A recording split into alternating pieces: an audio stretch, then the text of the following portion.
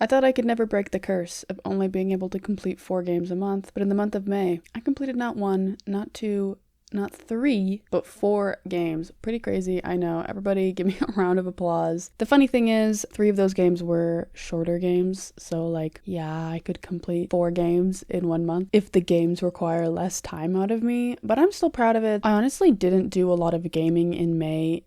I feel like in general, I felt like I was just kind of away from my computer a little bit more, happily just spending time with friends and going outside, touching grass, now that it is warming up outside, although I shouldn't say that particularly today because the last few days it has been nonstop raining, which I'm actually really happy about because I love the rain. In general, it's been warming up, there's no snow on the ground and stuff. So I've been outside. There are baby geese being born. Love to see those little guys walking around in the different parks. I don't know why, but I just felt like this month in particular, I would sit down on my computer and I'd be like, I'm just not like super in the mood to play anything. I just sort of want to do other things, and I've been watching quite a bit of movies as well, which has been fun. But anyways, let's talk about the games that I played. Let's talk about the 4 games specifically that I completed in the month of May. On May 3rd, I finished Inconbini. It took me 7 hours. I had a lot of fun with this one. Not really a huge story games person, and I'm still not, but this one was actually really cute and I did enjoy myself a lot. I think it just really hit home. As somebody who has worked retail for many years,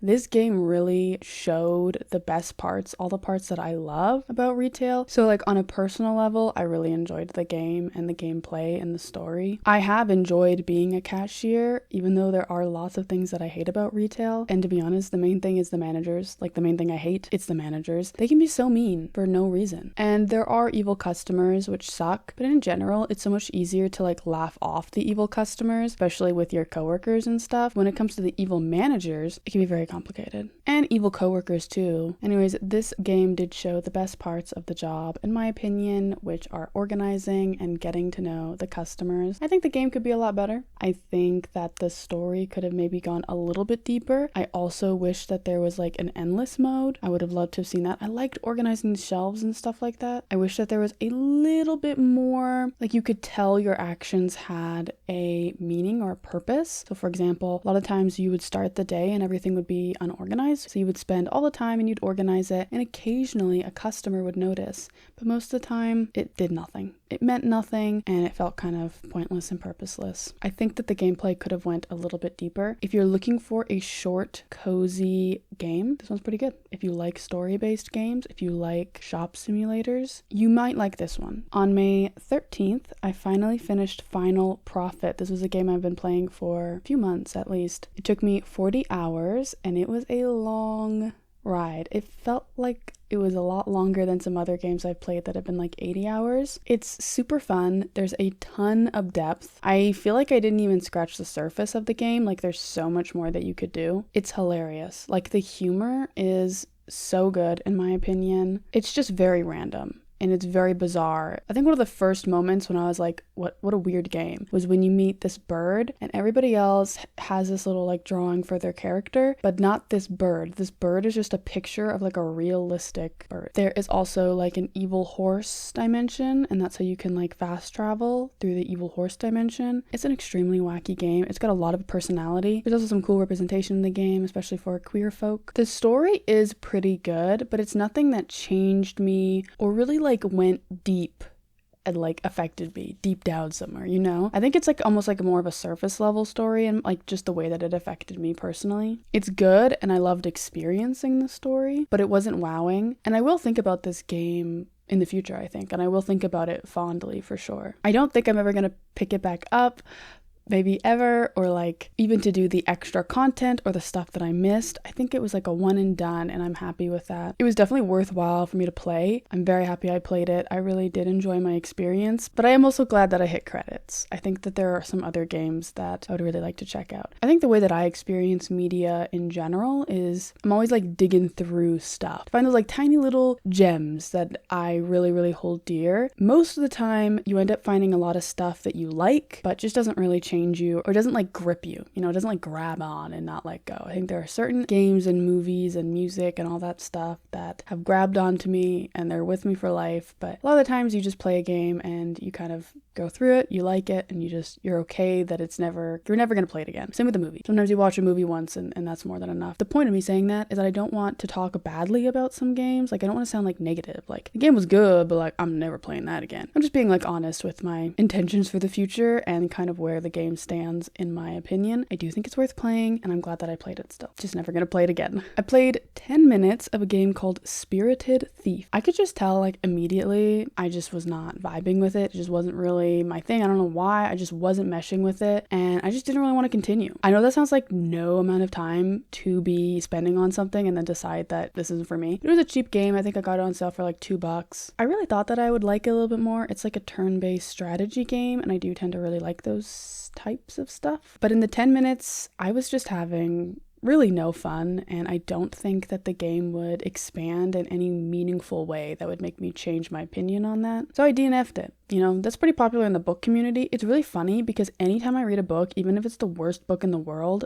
I finish it. Like, I can't think of a single book that I've DNF'd. I've read some horrible books. But the nice thing about books is I can skim read very quickly. So I still understand everything that's happening. I'm just not like reading every single word. Like, I still totally understand the story, and the story sucks, but I'm maybe not like really thinking about it in depth. So I can consume a book, especially if it's an easily written bad YA novel, and wipe that out in a few hours like no prob. And I'm sure most people can too. I'm not like patting myself on the back. It's not like a life skill. It's just like so much easier to force yourself through a book than it is a game. I've never DNF'd a book, but I will DNF a game. If I'm not having fun, like, what's the point? On May 23rd, I finished Is This Seat Taken? I'm sure you've heard of the puzzle game. I liked it. I think it lasted honestly as long as necessary. I think there could have been more puzzles, but I think it's a very easily replayable game. If I was very much in the mood to play that game again, I would just pick up that game again. Like, very replayable. The puzzles are fun. Like, it's a fun game. It's got fun mechanics. I didn't write how many hours it took me. I think it took me like 10, maybe 15 hours to complete this game. Definitely a shorter game, but I really liked it.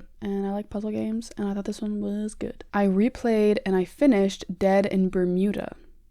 Have you ever heard me talk about that game before? No, I've never talked about it before. That's a lie. I talk about the Dead in franchise maybe too often. And I don't even know why. I don't know why these games in particular, they've grabbed my soul. They truly have. Especially Dead in Bermuda, which is the first game, is so easy to pick up and play it. It is so easy to just start a new save file, complete the game, and enjoy yourself. I just really love it. It's a really good game. It takes me about 10 hours to finish the game, so it is shorter, especially compared to Dead in Vinland, which Dead in Vinland, it's like a 50 hour, maybe close to 80 hour game to finish. Maybe it's like 50 hours to finish that game, to roll credits on it, but Dead in Bermuda, much shorter. Yeah, it only takes about 10 hours to complete the game, and I love it. I really want to 100% this game, and it doesn't look too hard. I'm actually in the process of doing that. Once I finished it, I like really started in the process of doing it. For me, these games are very much a game that I will pick up every 2 months and I will get obsessed with for like 2 weeks. And then generally I might slowly fall off of it or abruptly fall off of it and pick up new stuff. They're just easy games for me to pick up, and the replayability is insane for me. So yeah, me like it. Me think good game. Those were all the games that I completed in the month of May. Let's talk about the games that I played otherwise, but didn't complete. Paralives, which I don't think you can roll credits on. It's a life sim. I played for 15 hours. It came out on May 25th, which was about a week ago, and I have a lot of thoughts on the game. I'm very happy I spent the money, and I'm very excited to see where the game goes. There are some things that I want, though. Specifically, I want seasons. I want festivals, like in the Sims 3 pack. I love festivals. I want more places to go, like more buildings to go to. There's not really a whole lot to do in the town. I don't really love the town layout, and I don't really love, like, I feel like the open world, like when you zoom out of The Sims 3, you really get a view of the place. Not so much in Paralives. You can only zoom out so far, and it just feels kind of like dead. I'm like, I don't know what to like do besides like send my characters to the beach. Let's go get away. I also really want pets. I like pets. Okay. But yeah, mostly I want places to go do something with my characters. You know, like I feel like I'm kind of just at home a lot of the times, or just in like a scenery area, but there's not a whole lot to like actually do. I specifically really liked the festivals. I think the festivals were such a good way to be like, what can I do with my characters? You can just go send them out, especially when you have a family. It's so cute because there's so much for everybody to do. But this game is fantastic for building. If you like building, this game is so freaking good. I'm obsessed. I'm also very excited to see what the mod community can come up with. I love some custom content, okay? And I feel like people are going to come up with some amazing custom content that's going to make the building go even crazier. The clutter, the foundation is there. I just want more objects, so I'm just so excited. The character customization is okay. The art style, in my opinion, is okay. I like it. I don't love the talking mechanics. You basically, when two para characters, when they talk, you get like 3 options to choose from your character to say to the other character. Unlike in The Sims 3 where you have like bubbles.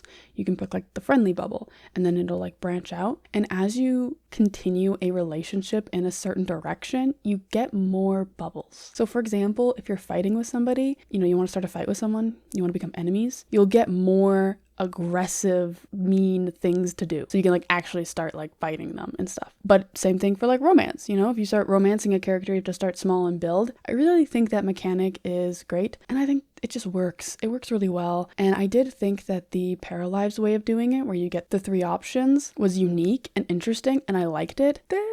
No, not so much. I'm honestly a little bit bored of it, especially if you want to do something in particular. If you want to make a relationship go in a certain direction, or if you really, let's say, want to try for a baby, it's a little tricky. It's a little tricky to get that done. I also don't love the card mechanics. Every night you have to pick a card. In my opinion, it just doesn't add a lot of value. I normally just click a random one, specifically the computer one, because then I just get some free money, which is easy enough, but it's not something that I love, and I just wish it could be turned off, to be honest, or like maybe even just like skip it entirely. For the first 15 hours, I was extremely happy. I was having the time of my life. I just wanted to play more Paralives, but now I'm just sort of itching to play The Sims 3. I think it is incredibly hard to create a life sim game, and I really hope that Paralives can continue to upgrade and improve what they have, because what they have is good. I just don't love all of the aspects, and the gameplay can get a little stale, but honestly, let's look at The Sims 4. If we're going to talk about a game that has good building mechanics but zero depth, The Sims 4 is a great example. I'm not trying to be mean to the Sims 4 community, by the way. I prefer The Sims 3 personally, and I would play The Sims 4 if there wasn't a billion jillion DLC packs to buy. I just don't want to spend thousands of dollars. Personally, I do not judge anyone else for doing that. The Sims 4 looks amazing, and I love watching people build on the game. I just don't personally play it. I really hope Paralives can continue to make something good, because I do think the building mechanics are miles ahead of The Sims 3, and I love to build. Love to build. So I'm excited for the future of Paralives and where it goes. And hopefully it does well in its early access. Those are my main thoughts on Paralives. Some people have been way too negative, and some people have been way too positive. Somewhere in the middle, very much leaning towards positive. I like the game. I'm happy that I bought it. I think it was worth the money. I also continued to play on my Switch 2. I played Tamagotchi Life and Pocopia, and I like them. I play them basically daily, and I'm normally only playing for like 3 minutes. Like I just log in, get a new recipe on Pocopia, find a few ripples, and then on Tamagotchi Life I just buy the new clothing and the new food in the shop, and that's basically it. But I really do like both of those games, and I'm trying to get all the Pokemon. I just need more recipes and more like items, because I can't build all of the stuff that I need to build. So maybe I should like Google how other people have done it so I can like get the recipes or something. Those are the games I played in the month of May. Game of this month was kind of weird. I felt kind of like disconnected to it, and nothing really stood out. I'd say like last month when Tamagotchi Life came out, it just really stood out. Obviously when I got Pocopia for those like 3 weeks I was playing it, it went crazy hard for me. I was so excited. But this month has been a lot slower. There's nothing that's really like popped out that I just could not put down, you know? But let me know what you played. Let me know if there was any games that really grabbed you and gripped you, and if you had any fun in anything particular this month. Or let me know your controversial opinions. Let me know all the games you hated. You can tell me about the other media that you consumed as well. I love to hear about it all. And I'll see you all next time. Goodbye.